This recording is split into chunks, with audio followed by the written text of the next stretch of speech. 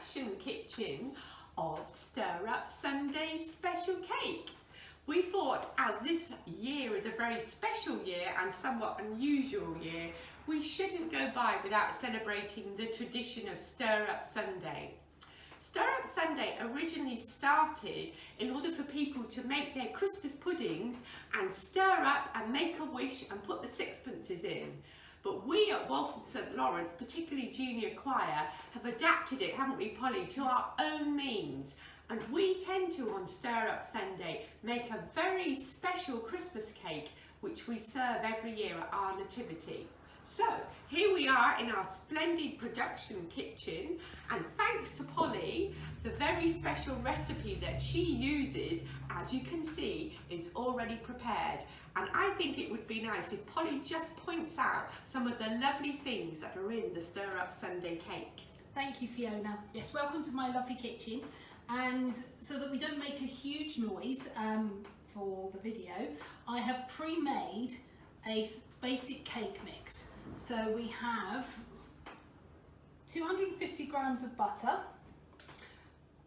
5 eggs, 300 grams of plain flour and some cinnamon, which I've pre-mixed. So that's a really nice cake mix to start with. It is, and it looks a good, what you call batter consistency. Because it's got to take all of the fruit. Yeah. So we've all done that, so that's ready.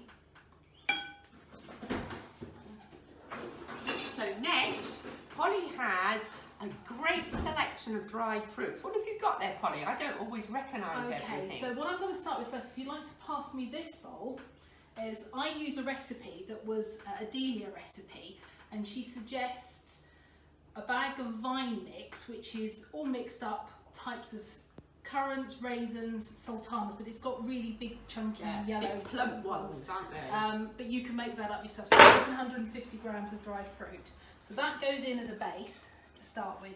Now all of the mixture has been soaking for 24 hours in Drambuie, which we have some later. And some Cointreau and the juice of an orange and the zest of an orange. So it's been spread amongst all the little bowls. So that's, first of all, we have 750 grams of mixed fruit. Can I just add there, that's quite, for me, who makes Christmas cakes, quite an unusual mix of liquor. I often use brandy or slow gin, but I can recommend Polly's mix of Drambuie and Cointreau. It's quite a sticky mix, and I think it's got. We like sticky. But it's got that kind of spicy honey taste. It's very sweet, and it's got the orange and zest in there, so I think it gives it that lift. So the bowls we have here, as Fiona says, she doesn't always recognise. So I have 200 grams of chopped apricots. So there you go. I can tell you, everybody, you need to do this at home because it just smells wonderful in here at the moment. We have 1 tub of mixed peel. So they're all really sticky because they've had orange juice and alcohol on.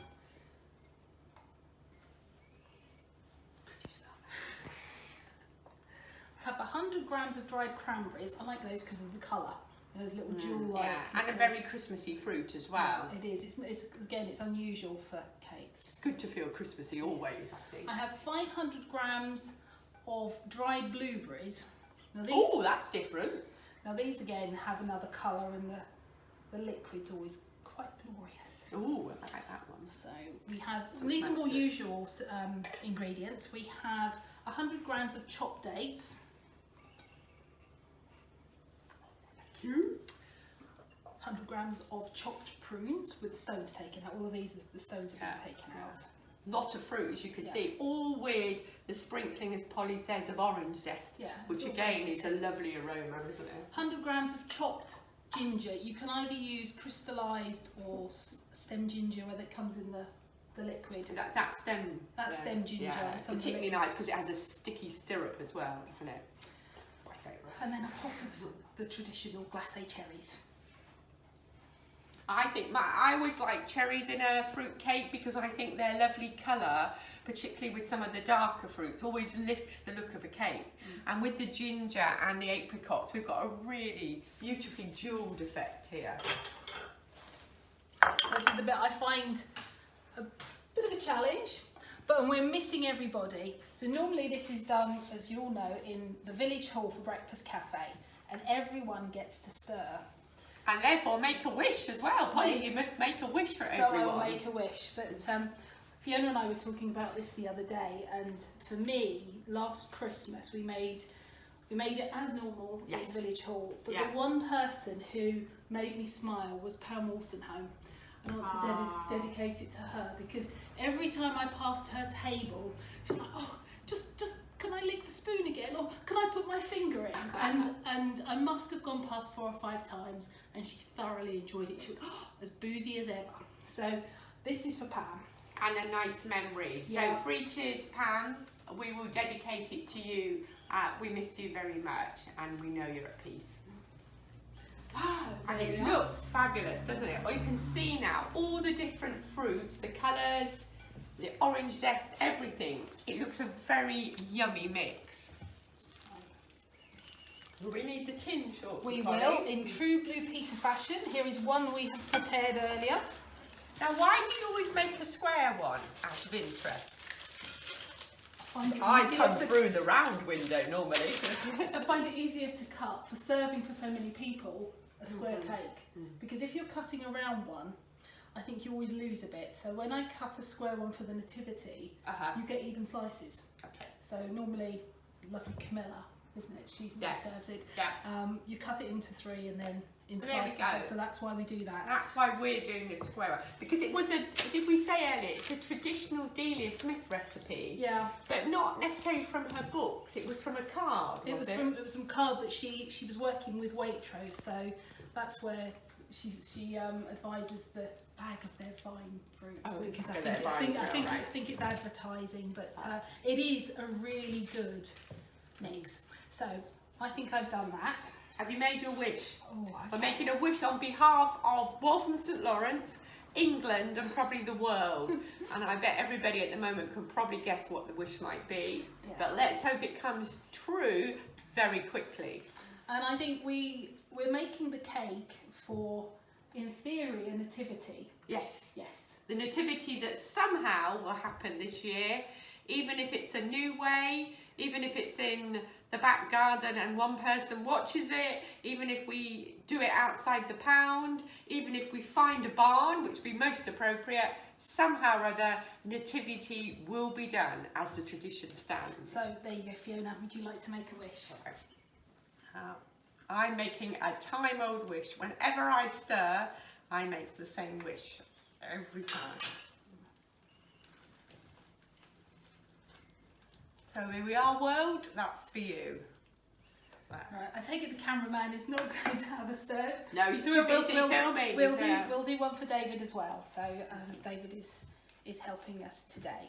So I always find it's really strange that it's such a big bowl. Yes. And the amount of ingredients. I say, is it going to pack in here now? So this is the bit, this is the moment of truth.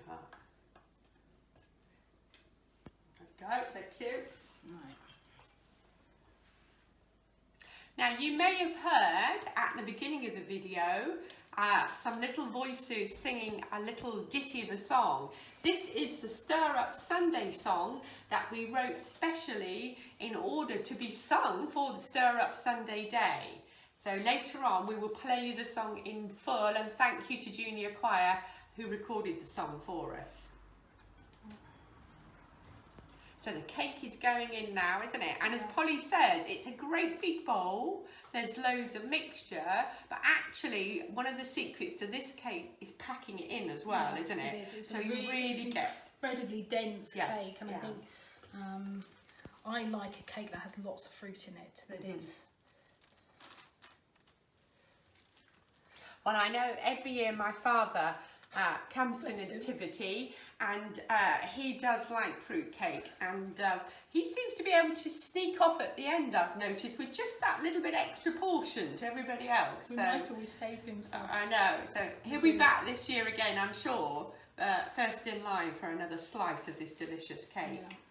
The few people that we've actually told about this, that we were doing it, are so pleased. I think you had such a great reaction. I told a few people, some of the parents from Junior Choir. Well, we're very lucky, aren't we, here in Waltham St Lawrence. We're always doing things. It's quite villagey.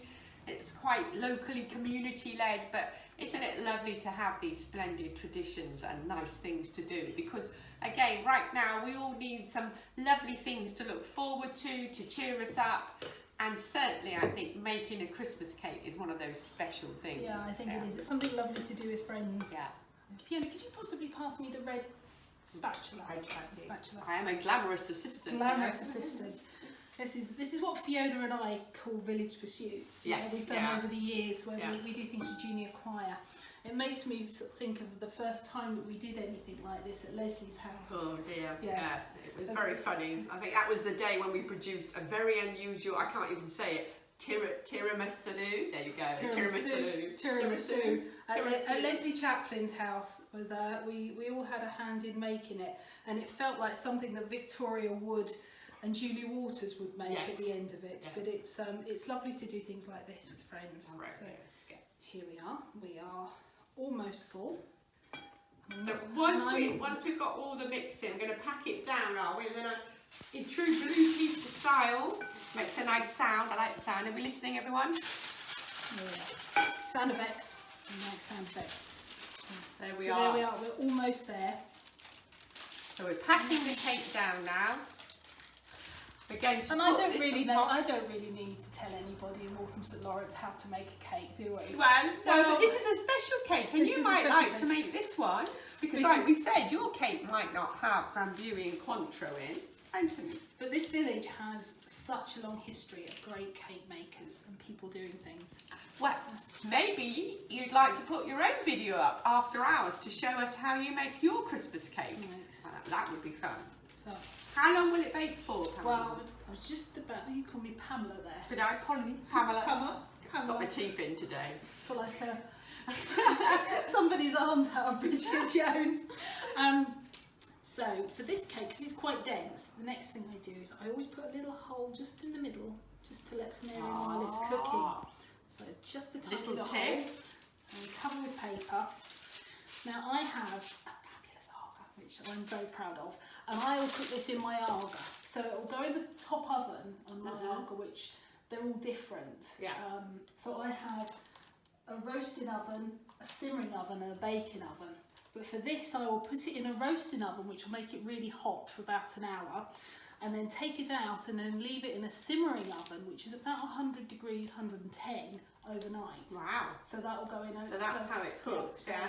So we'll put it in now. But if you have a conventional fan oven, as our song will tell you, it's sort of 3 to 4 hours, but the density and size of this cake is about 4 hours. So it needs a good bake. It needs really quite high in a conventional oven, I tend to put it at about 120, 130. Okay, long and slow. Yeah. Think slow roasted pork, slow roasted cake. So that's about that. So we're about to say goodnight to it. So there we go, everybody. I hope you've enjoyed us making this cake live just for you. We would like to, as we said, dedicate it to Pam this year as our special person, and most of all we want to wish you all well, wish you happy, wish you safe, and if you can't come to the Nativity in the traditional way this year, we hope you get to enjoy it somehow or other. Very best wishes. Polly, got anything else to add? No, I think best wishes, and whatever comes this year, we will be still doing a nativity, we will be around, and we will carry on with junior choir. Hurrah! Hurrah! Thank you, everyone. So a Merry Christmas when it comes, at the festive season. Yeah. And happy baking. Take care. Bye. Bye.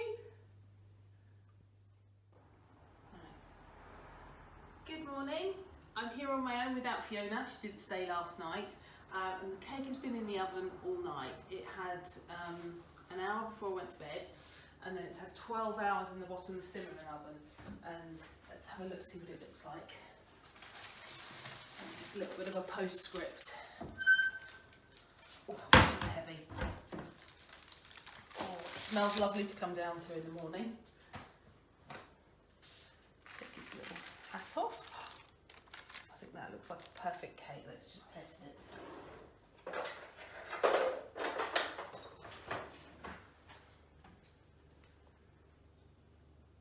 And that's come out clean, so that's cooked. There we are. Yeah, perfect. House smells lovely. I'll feed this for the next few weeks before Christmas. So I'll feed it with some alcohol to keep it nice and rich. Right. All done. Stir up Sunday, make the cake, make the cake. Don't forget the currants, don't forget the currants. It's too late, it's too late. Stir up Sunday, make the cake, make the cake. Is it 3 or 4 hours? Is it 3 or 4 hours? Trust to fate, trust to fate. Stir up Sunday, ice the cake, ice the cake.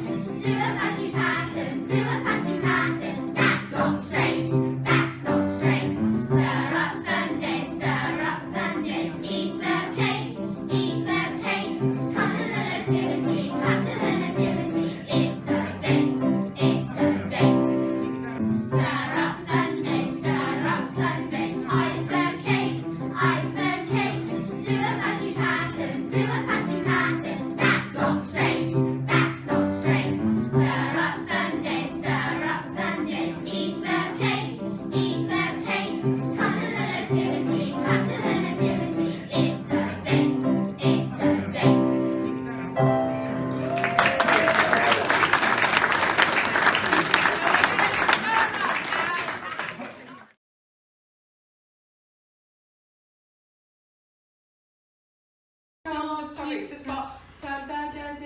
Half turn to the right with your tail and say good night.